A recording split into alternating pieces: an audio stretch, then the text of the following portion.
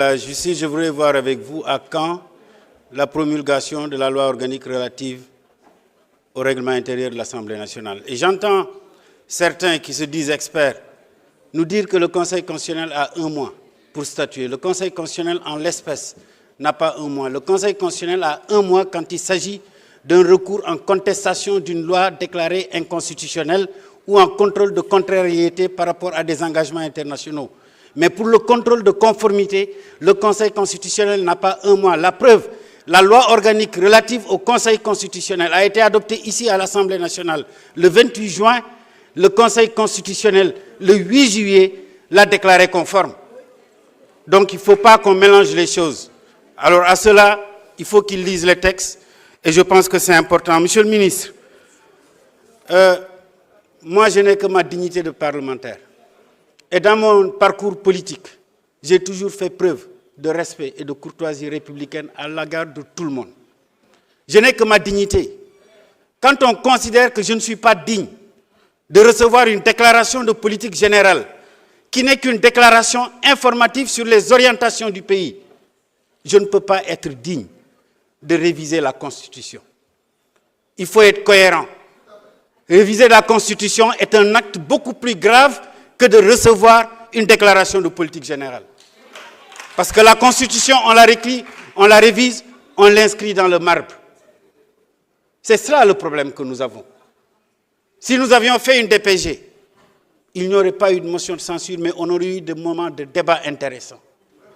Suivi d'une loi de finances rectificative, parce qu'un gouvernement qui arrive a besoin d'aller vers une LFR pour revoir la répartition des crédits. Et après, si on veut dissoudre, on dissout. Où est le problème? Après, les gens vont aller aux élections.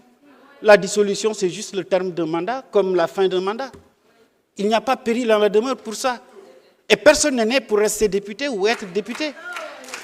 Et sur le fond maintenant, revenons sur le fond. Le grand danger pour la démocratie, c'est le populisme. Et moi, je ne suis pas un adepte du populisme. L'existence du 16 et du HCCT n'a pas empêché au gouvernement de mettre en place un programme de désenclavement de 428 milliards dans ce pays. L'existence du 16 et du HCCT n'a pas empêché le gouvernement du président Macky Sall de mettre en place un programme de construction des infrastructures judiciaires avec 250 milliards sur 5 ans. L'existence du 16 n'a pas empêché le gouvernement du président Macky Sall de construire des hôpitaux à Kaffrine, à Sédhiou, à Kédougou. Et demain, le président Diomaye Faye va inaugurer les hôpitaux de Tivaouane, de Saint-Louis. Tout ça parce que c'est l'œuvre du président Macky Sall avec le budget de l'État. L'existence du Haut Conseil et du 16 n'a pas empêché la construction des universités de Sine Saloum. L'existence du 16 et du Conseil du Sine Saloum, de Amadou Mokhtar Mbow, ici à Diamniadio, université d'excellence. L'existence du 16 n'a pas empêché la mise en place et la mise en œuvre d'un programme d'électrification universel, l'accès universel à l'électricité. L'existence du 16 et du Haut Conseil n'a pas empêché le gouvernement du Sénégal de faire des investissements substantiels pour la construction des infrastructures socio-éducatives. Combien d'écoles, combien de lycées ont été construits alors que le 16 et le Haut Conseil existaient?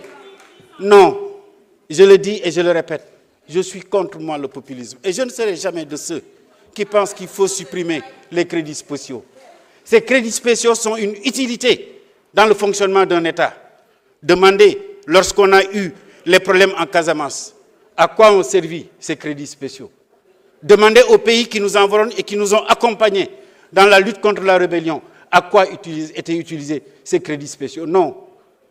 Quand on gère un pays, il faut éviter ces actes populistes. Autant quand on est en conquête, on peut tout promettre. Mais la réalité finira toujours par nous rattraper.